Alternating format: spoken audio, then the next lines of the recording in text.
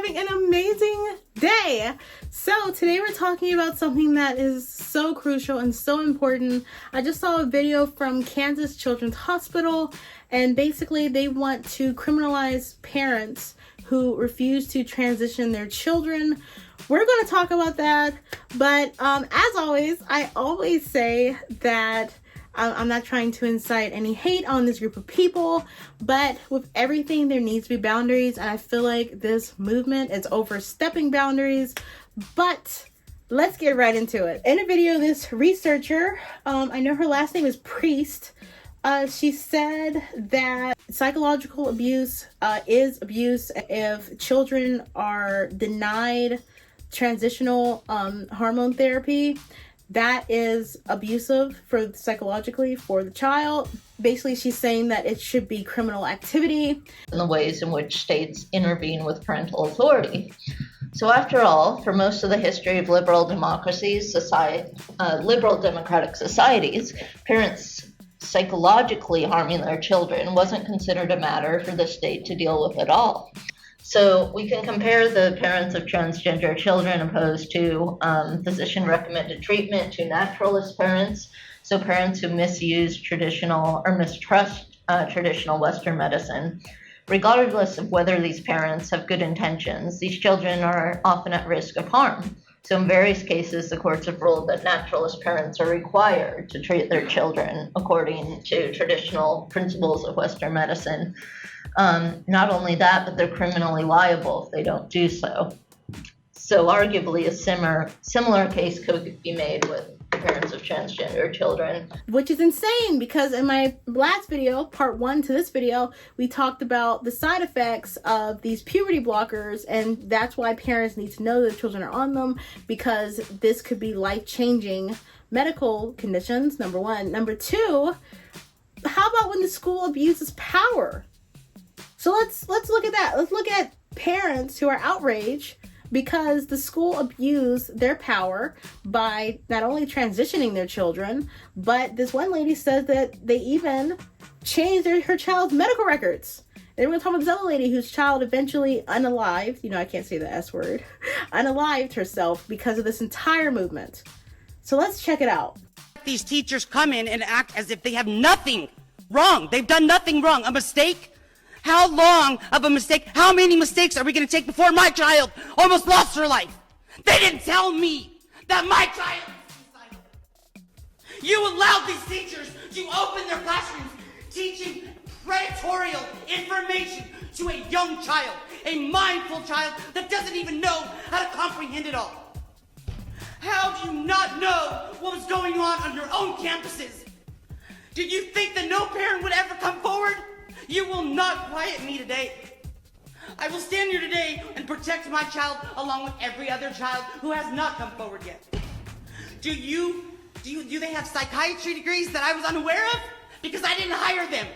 Okay, I did not hire them to sit there and nitpick my child's brain. You took away my ability to parent my child, even before I had any knowledge.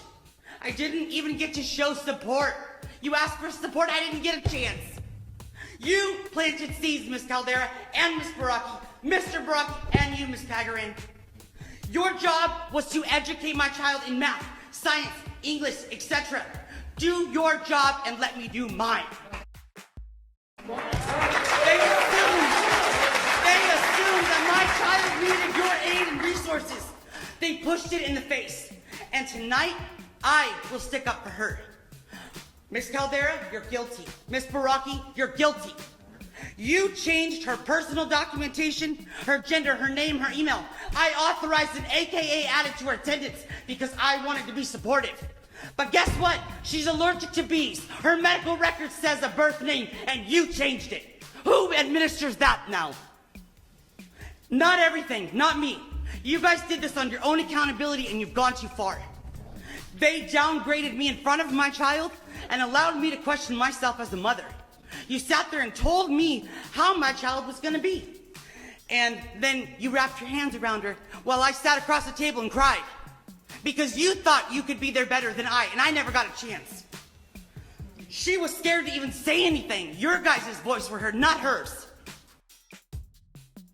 You guys, the anger and the pain in this mother's voice is heartbreaking. I wanted to pause it in the middle to make a comment, but just listening to the anguish in her voice, it was just, oh my gosh, it just gives you chills. In my prior video, I also talked about how they have a lack of school psychologists in schools. So if we have a lack of teachers, a lack of school psychologists, people who are not qualified are the ones that are manipulating and persuading these children. And it gets worse, guys. Oh my gosh. There's another poor lady whose daughter unalived herself because of this movement. So I can't play the entire video. I'm going to put the link down below. I usually put links down below for everything that's featured. So this lady, it's, oh my gosh, this is so sad.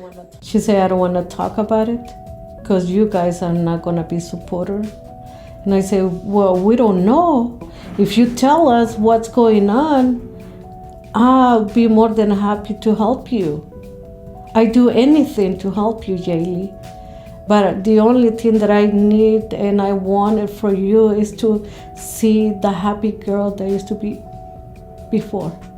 She said, I'm not a girl, I'm a boy. So basically, her daughter was a girly girl at first. She went to school, got on social media, became depressed. She started herself, and then she met this girl who said, well, maybe you're depressed because you're transgender.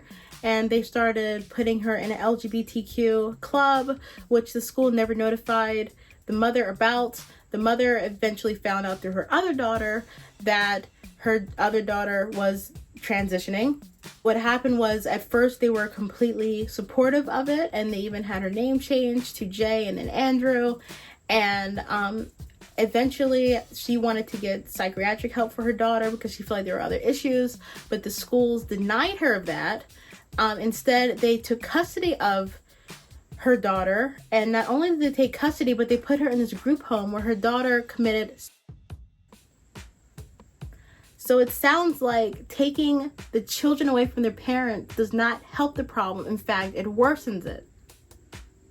So let's listen from this lady's own mouth. When she was 13, she's starting to go into social media. I noticed that she was sort of depressed. She met this other girl who was going into all this situation like transgender. She was the one who was telling her that she was depressed because maybe she was not a girl. All the information that I got it from my other daughter who was in high school. And I asked her, do you know why Jaylee is feeling that anxious and, sad?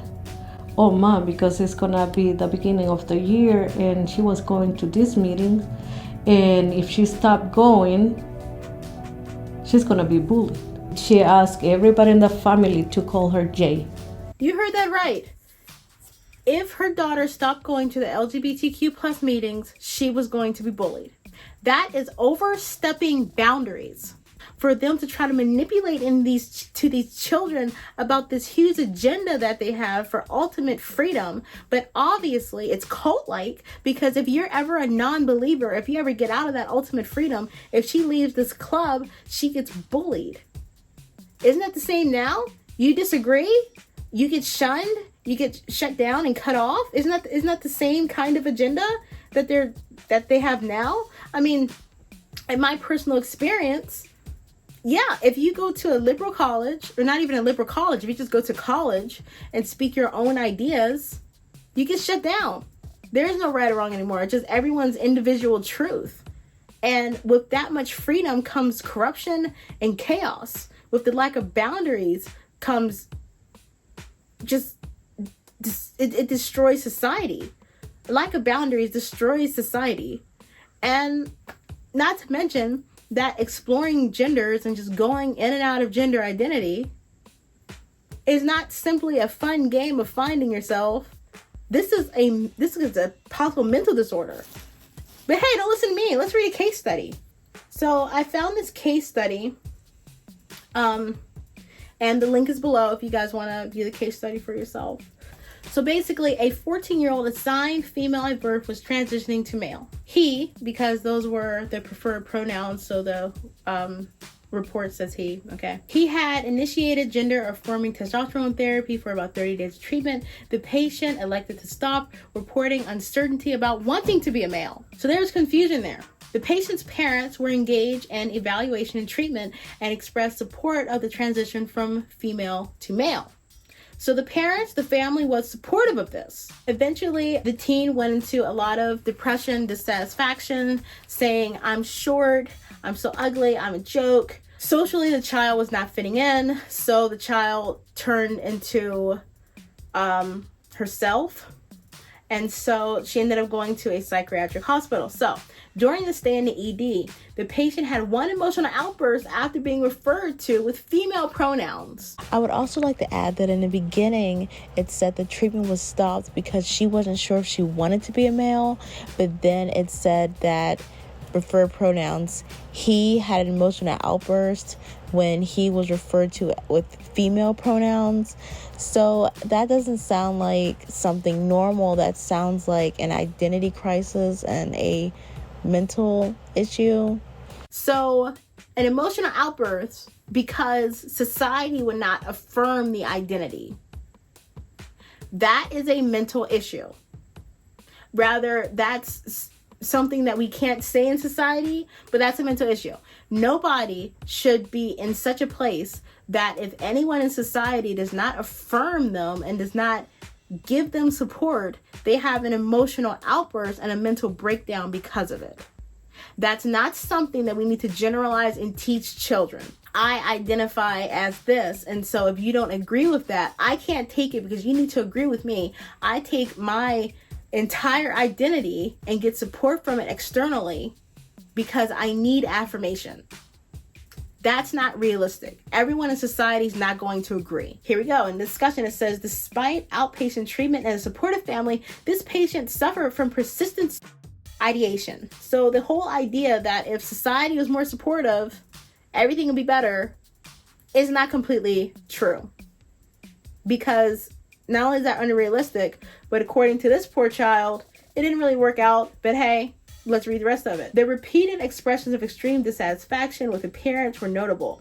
It has been found that among transgender youth, a significantly greater proportion of those who had attempted to express weight-related body dissatisfaction than those who had not.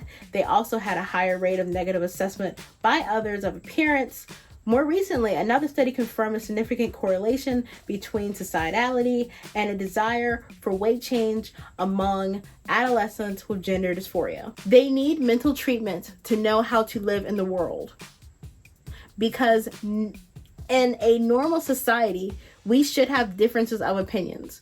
We cannot just all agree that we are just going to all just affirm this person because she needs our support. I mean, that's a mental issue. Listen, I'm not trying to incite hate or be transphobic or homophobic or anything like that. That's not it. My point is, we can't generalize this and say that this is completely normal and all children should go with it and parents don't need to know about it. That's crazy. However, in his case, gender-affirming therapy also seemed to be associated in his own description with increased sadness, confusion, and frustration.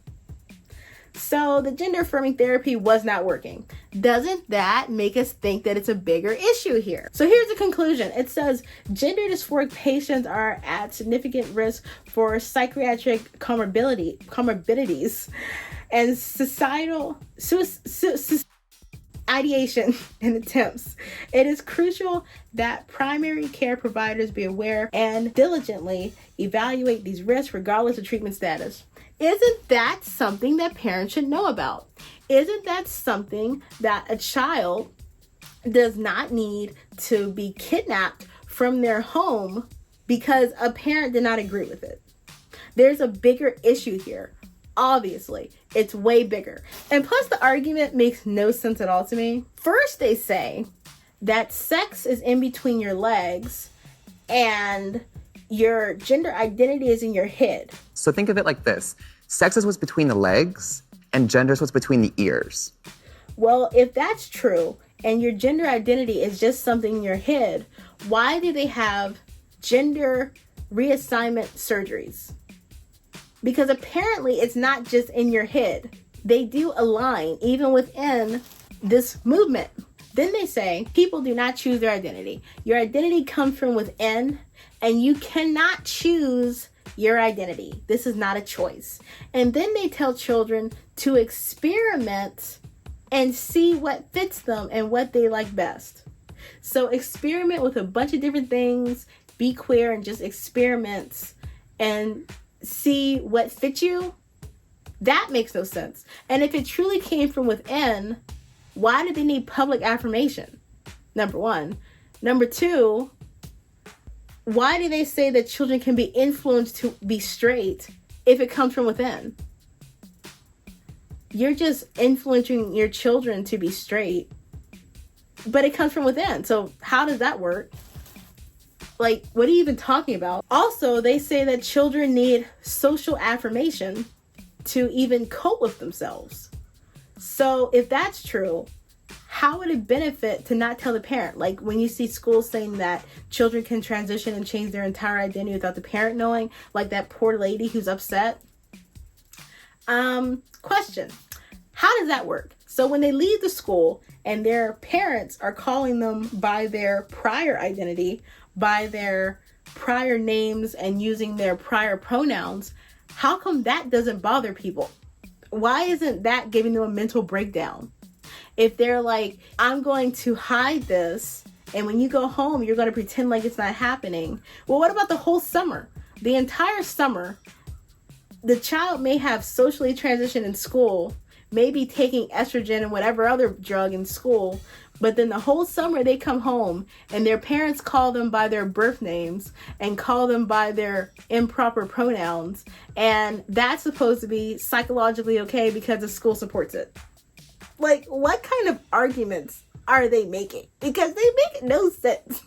Anyway, what do you guys think about all this? Honestly, I think it's really sad. Like, hearing those poor mothers, that was so sad. Oh my gosh. But what do you guys think about all this? Please like and subscribe and just tell me what you think. What are your thoughts? Hope you guys have an amazing day.